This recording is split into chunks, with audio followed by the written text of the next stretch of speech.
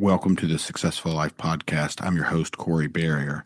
This show is your go-to resource for real stories, expert insights, and proven strategies that empower you to break free from addiction, rebuild your life, and become the strongest version of yourself, physically, mentally, and emotionally.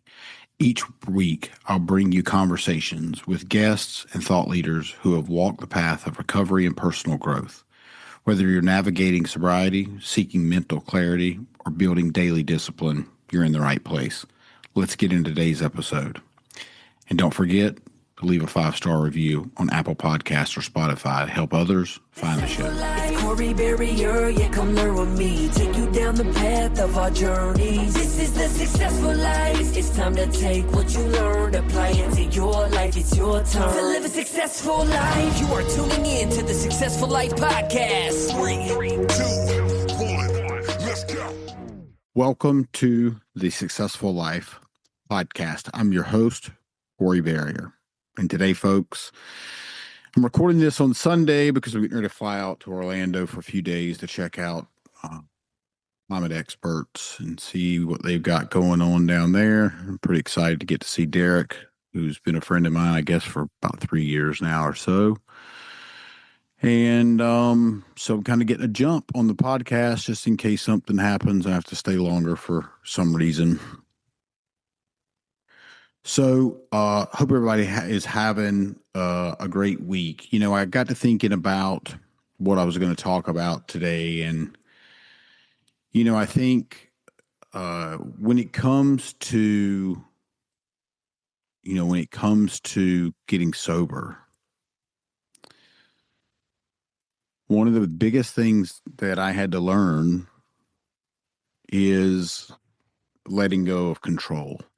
Letting go of control of outcomes, letting go of expectations, and being patient. And I think this translates into every part of my life. You know, whether it's you're on a sales call, if you go into a sales call and you have expectations,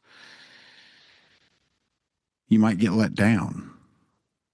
And you can have goals with a conversation, whether it be in sales or whether it be you're going on a date or whether that be you're trying to convince your wife or girlfriend or boyfriend to do something that you want them to do. But reducing expectations down to not having expectations, I think, is been one of the biggest things that I've learned in sobriety. Because here's the thing, when I got sober this time, which has been, 2 years and 7 months or 8 months, something like that.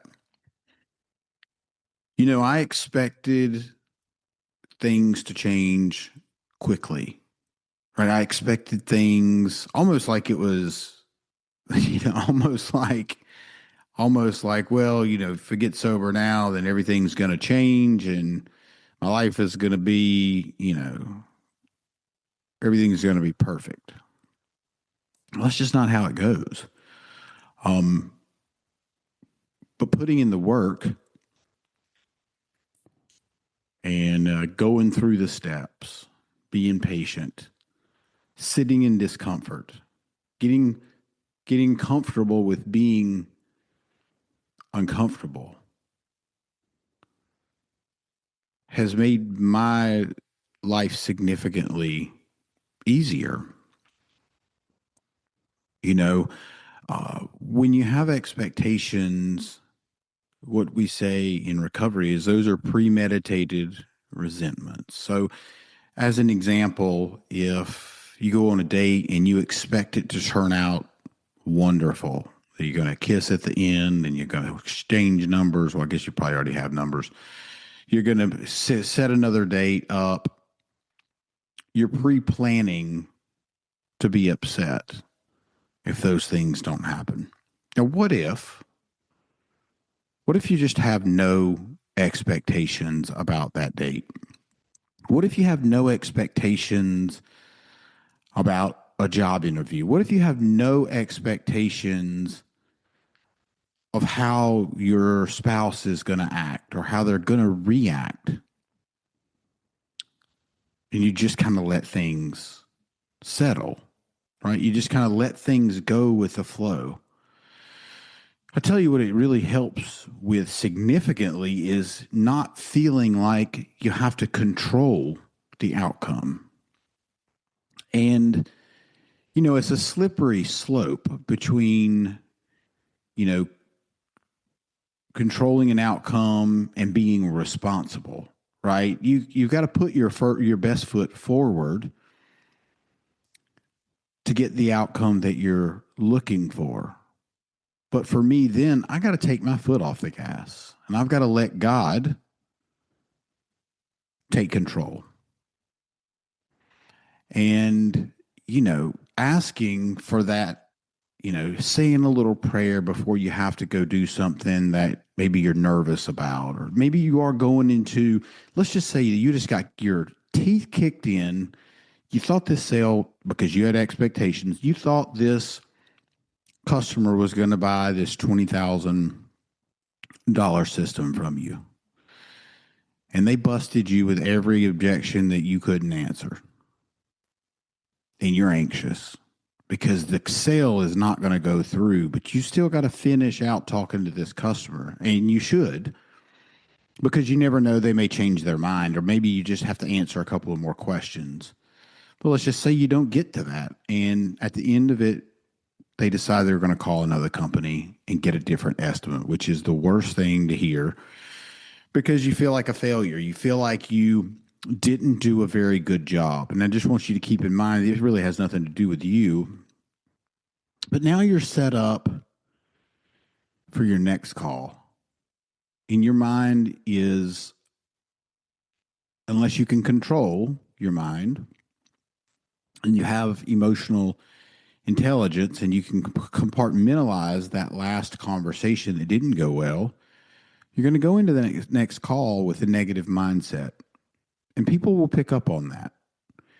You'll go into the next date if the last one didn't go well with some apprehension. And what happens is people are going to pick up on that apprehension. And you're going to not show up 100%.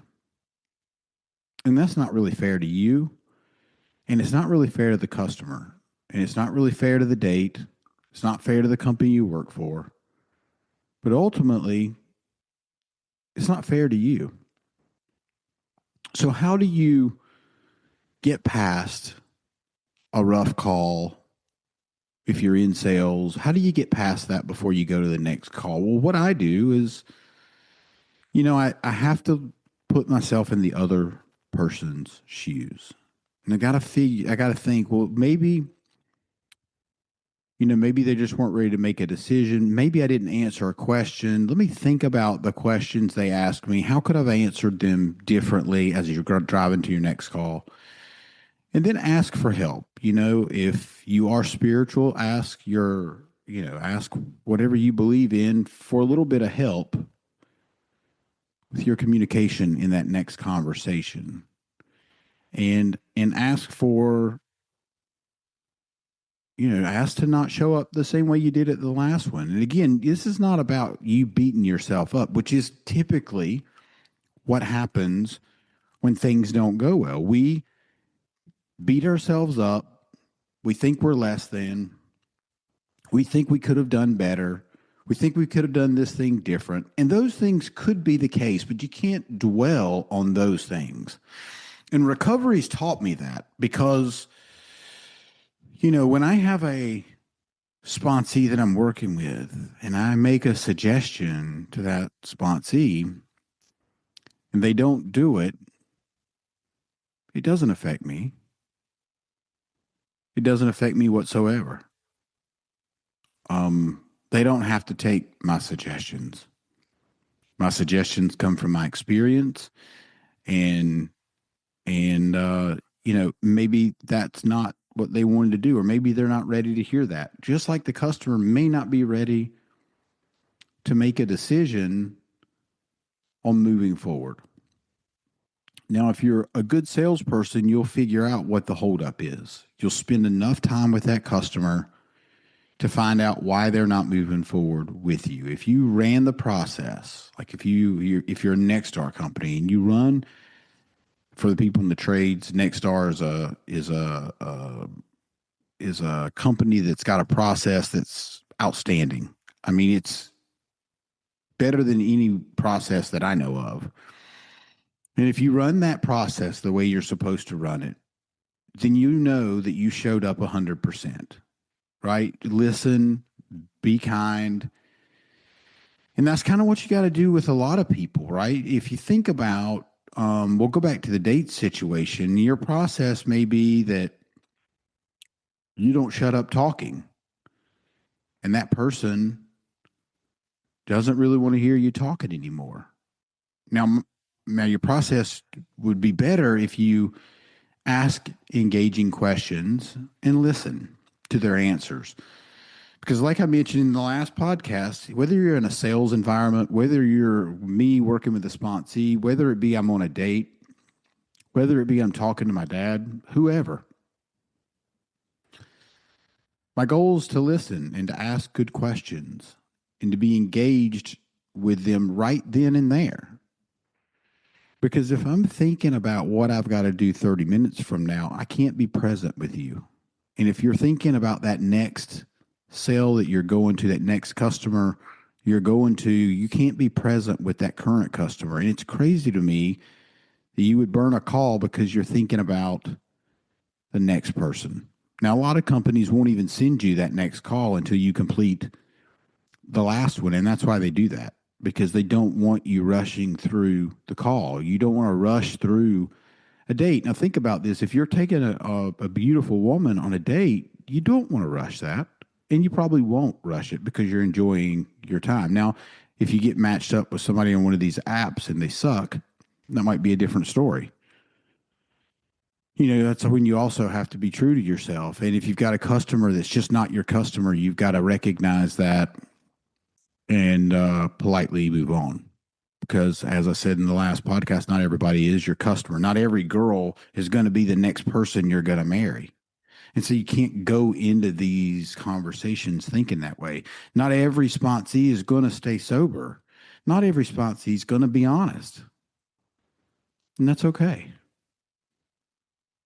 You know, as long as I show up genuinely with an honest intention, then I've done my part.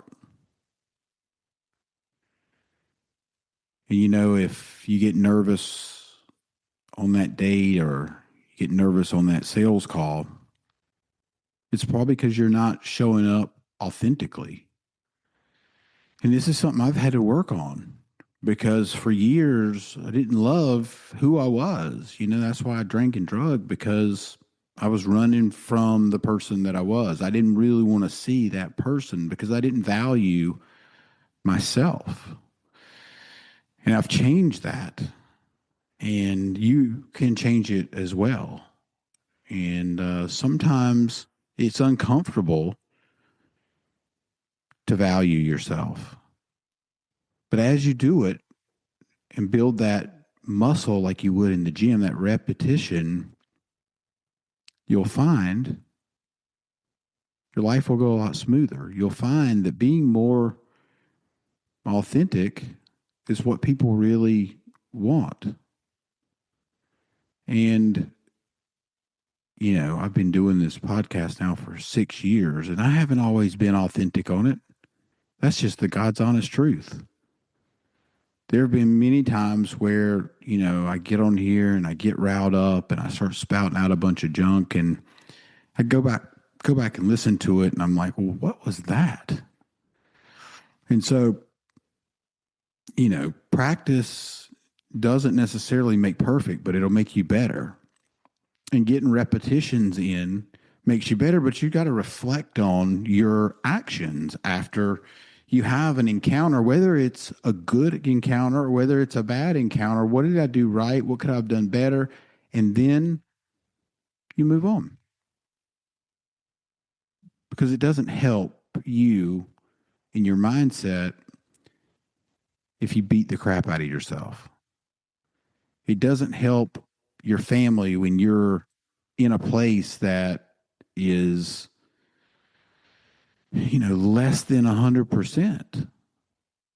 And like people just want to know who you are. They don't really care about all the things, right? I could get on here and tell you all the things that I've done, but people don't care about that. It's not that I don't think they're important and they're valuable, because they are. But at the end of the day, I believe people just want authenticity, genuine authenticity. And it may take some work to find that for you, because it's taken some work to find that for me. Because like I said, I haven't always been that way. And I found that when I'm more authentic,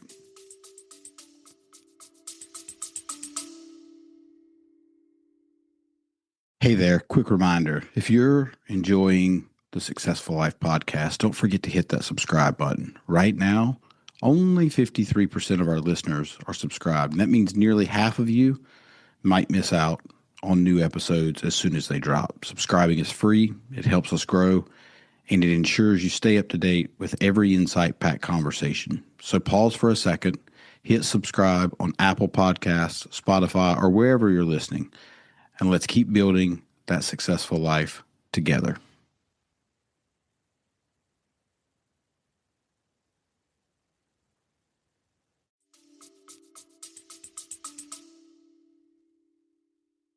People are more receptive to that. People can see through the masks and they can tell that something's not quite right. And at this stage of my life, I'm not interested in that. I'm interested in what you see is what you get, and I don't mean that in like a egocentric way. I just mean, if I'm the same person here with you as I am 30 minutes after this is done, then I don't have to worry about changing or a day from now. I'm just going to be me, and you can just be you. People really enjoy that. And if you're in a sales role, it's vitally important that you're authentic, because people can smell when you're not being truthful. In the same way with a date, the same way with interactions with other people. If you've got a mask on the first date, and becomes a second, third, fifth, 10th, eventually those masks are going to fade. And then it's going to be the real person. And that may not be what they signed up for. They may not have signed up for the real person. So why would you go through all that just to maybe get your heart broken, or go through a job interview and not be honest? Because eventually that's going to come out. And that can be the same on the employer side. If an employer tells you how great things are and how things are, the systems and processes are in place, and then they're not, well, you're not going to enjoy working there. And that company's probably not going to be successful if that's the case. And I've worked for companies like that. I'm certainly not going to name any names, but people don't stick around for those companies. They leave, because that's not what they signed up for. They signed up for the things that you told them were happening. And when those things don't happen, it makes people want to leave your organization, or it makes the girlfriend want to leave the relationship if it becomes one. It makes people in your life not really want to be around you if you can't be honest. And, it's, and sobriety's given me that ability, because there's certain things that you have to do while you're getting sober, or that you should be doing, I guess. I shouldn't even say you should. This is what I did. I took suggestions and I listened, and I reached out and asked for help. And let me tell you, asking for help is one of the hardest things that you can have to do. When you're first coming in to recovery, you feel less than, you feel like a loser, you feel like you shouldn't be there. And the last thing you want to do is ask for help because you don't feel like you're worth it. But I can tell you my experience with getting sober and being in recovery has changed the way I think about these things. It's changed my mindset to see that I am valuable and that people do want to be around the real person, the real me. And so I've talked about, fear of rejection and imposter syndrome recently because, those things will hold you back. And it's really just in your mind, right? People are not necessarily perceiving you as you perceive you. Again, we think that we're not good enough to be in the situation we're in, so therefore we could sabotage that situation. And early on in sobriety, believe me, people do. And that's why they go back out. And this is so important that, if you are in recovery, that you reach out to someone and you ask for help.